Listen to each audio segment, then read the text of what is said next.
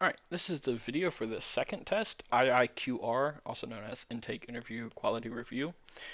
So what I've got open right now is the training, and this manual training document is a lot more clean and easier to go through than the volunteer standards of conduct. It's more of a PowerPoint-esque style thing, and so this is all the stuff that's going to go through. But I have my own version of the training as well that I want to do using my whiteboard. So I'm going to start on that. The process that the clients go through when they bring their stuff to our office. The first thing they do as soon as they go and get into the door is they're going to be greeted by one of our greeter who's going to check their ID. Their ID needs to be checked at the start. We're not doing anything if we don't have your social security or your ITIN and a photo ID. Okay, it's just not going to happen. We can't follow. So photo ID, and then we need a social security agency card, or we need an ITIN.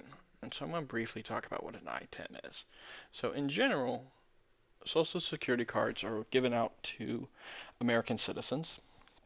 However, we have people in the country who are not American citizens. We call them either resident aliens or illegal immigrants or immigrants that are here legally. There are varying names and categories, but ITINs are given specifically to people who are in the country working legally, and they are given a work number in order to be able to do their taxes. It's like a social security number, but for immigrants. So, if they are here legally, we can do their taxes. The thing is, if they don't have an ITIN because they're here illegally, we can't help them do their taxes in this program. There are ways for them to do their taxes in a different sense, but we can't help them here with our program, and that's just how it is. Okay. After we have their ID checked, we do what's called intake. And intake really comes down to a certain form. And it's kind of like a questionnaire form. It's called 13614-C. Okay. And let me go ahead and pull that up for you to look at real quick. So this is what the form looks like. I will, at the actual site we have physical copies of it, and the English version is yellow and the green version is for Spanish. And the first page is mostly about personal information, dependents, marital status, those types of things. So all those things the taxpayer will fill out for us, and then they'll move on to the next page. The next page really starts asking about their specific tax questions and situations. And so in here, if we look at the first one, we have wages or salary. Now, they have three choices: yes, no, and unsure. Well, most people will know, do they have a wages or salary, such as like a job, right? So most people know if they have a job or not. Okay, so they're probably going to be able to check yes or no for this. Sometimes for certain things they might not know if they have this thing, and they'll check unsure, and that's okay. We'll talk about that some more in a minute.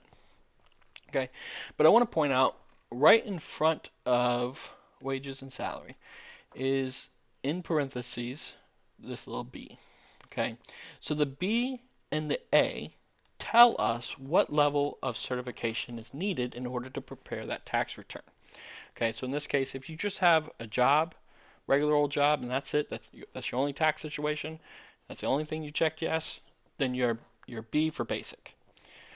Whereas if you also have tip income that's not on your W-2, then that would be an advanced return. Okay, because tip income has a little A next to it. Okay.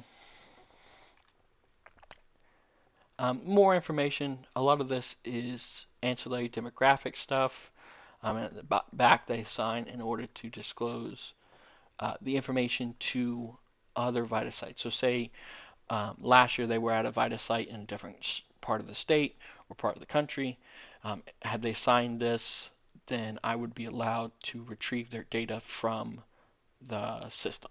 So it's nice if they do this. It's, some people are concerned about letting their data be out there, but it really is only within the VITA sites. It's not general disclosure. Okay, so the main thing here is to remember that A is for advanced and B is for basic.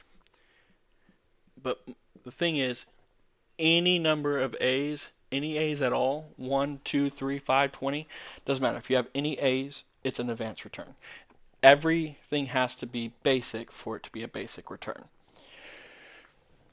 Alright, so after they've filled this out, with or without our help, they will then go to what's called the interview,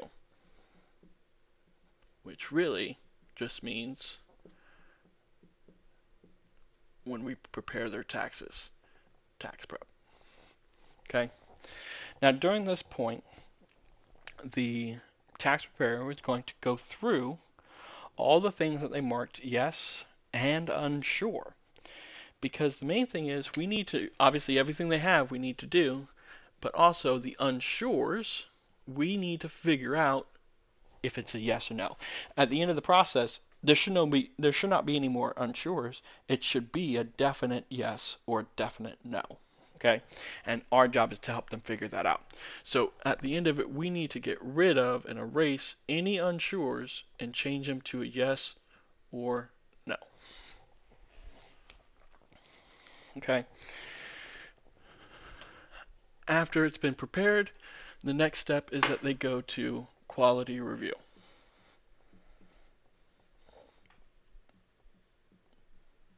Okay? And quality review is usually where I come in as the site coordinator. The taxpayer will then leave the table that they're having their tax return prepped at, and they'll come and sit with me for a little bit, and we'll go back over all their stuff, and I'll double check all the work of the preparer. That's just to make sure everything was entered right. I know volunteers' mistakes. I make mistakes. We'll figure out the correct answer between the two of us. Okay?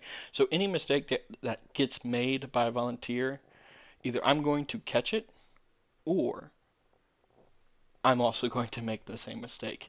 So it's a lot of the things will get caught. I'm not perfect, but I'm pretty dang good. Okay? Now, even as a professional in the field of accounting, being paid to do tax returns, I always had my tax returns reviewed. Nothing was ever just I did it and it moved on and we sent it out. Everything got reviewed by someone who had more experience than I did. That's just the common practice. Even in the professional world, what's called self-review,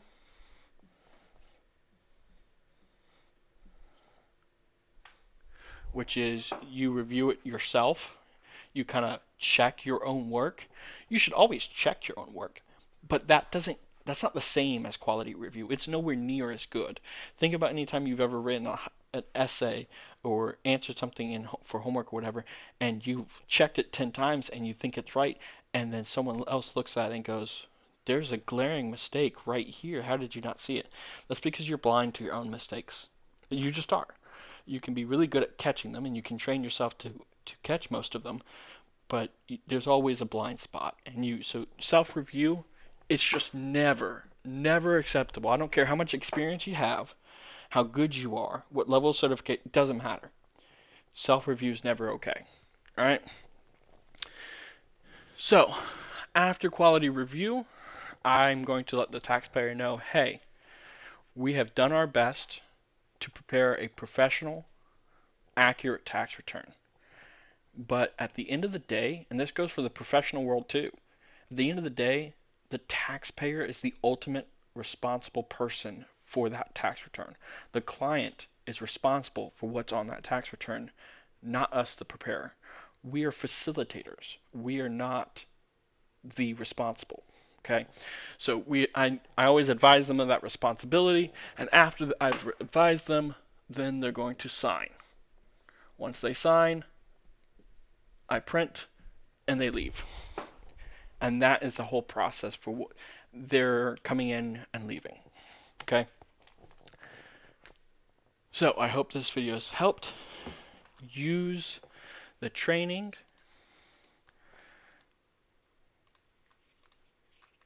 along with this video, along with using this copy of the intake form. The questions, once again, just like the first test, 10 questions. A lot of them are common sense, especially if you've watched this video or listened to my lecture. Go through them, write down their answers. That way you have them for you to be able to input into the system. But yeah, that's it.